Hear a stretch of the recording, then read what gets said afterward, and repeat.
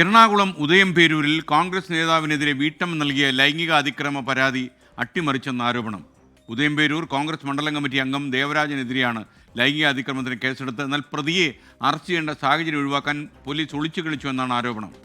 ഉദയംപേരൂരിലുള്ള ഒരു കോൺഗ്രസ് നേതാവിനെതിരായിട്ടാണ് ഞാൻ പരാതി കൊടുത്തത്. പക്ഷേ ഇതുവരെയായിട്ട് ഉദയംപേരൂർ പോലീസ് അതിനായിട്ട് ഒരു നടപടിയും ഉണ്ടായിട്ടില്ല. ഏതോ ഒരു MLA ഇയാൾക്ക് വേണ്ടിയിട്ട് അവിടെ ശുപാർശയ്ക്ക് ചെന്നിട്ടുണ്ടെന്നും ഏതോ ഒരു പോലീസുകാരൻ MLAയോട് ഞാനിവിടെ ഉള്ളിടത്തോളം കാലം ഇയാൾ അറസ്റ്റ് ചെയ്യത്തില്ലെന്ന് വാക്ക് കൊടുത്തിട്ടുണ്ടെന്നുമാണ് അറിഞ്ഞത്. ബോബി ചെമ്മണ്ണൂരിനെതിരായിട്ട് ഇട്ട വകുപ്പ് തന്നെയാണ് ഇതിന് ഇട്ടിരിക്കുന്നത്.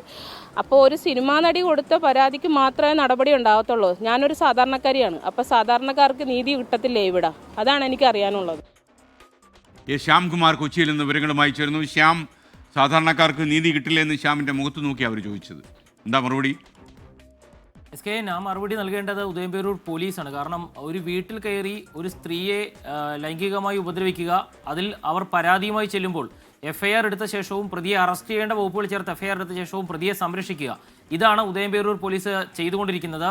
ഈ കേസുമായി ബന്ധപ്പെട്ട് ഈ പരാതിക്കാരി പോലീസിൽ വിളിക്കുമ്പോൾ ഞങ്ങൾ ചെയ്യേണ്ടത് ഞങ്ങൾ ചെയ്തുകൊള്ളാം എന്ന് പറയുകയാണ് ചെയ്യുന്നത്. ഇതേ കേസിലാണ് മുൻപ് ബോബി ചെമ്മണ്ണൂർ ഉൾപ്പെടെയുള്ളവർ ജയിലിൽ പോയത് എന്നുള്ളതാണ് മറ്റൊരു കാര്യം. അതാണ് അവർ ചോദിക്കുന്നത്.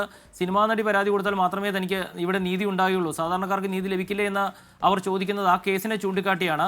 ഏതായാലും ഉദയംപേരൂർ പോലീസ് ഇപ്പോൾ കേസെടുത്തിരിക്കുന്നത് കോൺഗ്രസിൻ്റെ മണ്ഡലം കമ്മിറ്റി അംഗം ദേവരാജനെതിരായിട്ടാണ്. ഇയാളെ അറസ്റ്റ് ചെയ്യാതിരിക്കാൻ വേണ്ടി MLAയുടെ നേതൃത്വത്തിൽ ഇടപെടലുകൾ ഉണ്ടാകുന്നു എന്നാണ് പരാതിക്കാരി ആരോപിക്കുന്നത്. ഏതായാലും അറസ്റ്റ് ചെയ്യേണ്ട കേസിലാണ് പ്രതിക്ക് മുൻകൂർ ജാമ്യം ലഭിക്കുന്നതുവരെ കാത്തിരിക്കാനായിട്ട് ഇപ്പോൾ ഉദയംപേരൂർ പോലീസ് വഴിവിട്ട് ശ്രമിക്കുന്നത്. Okay, thank you.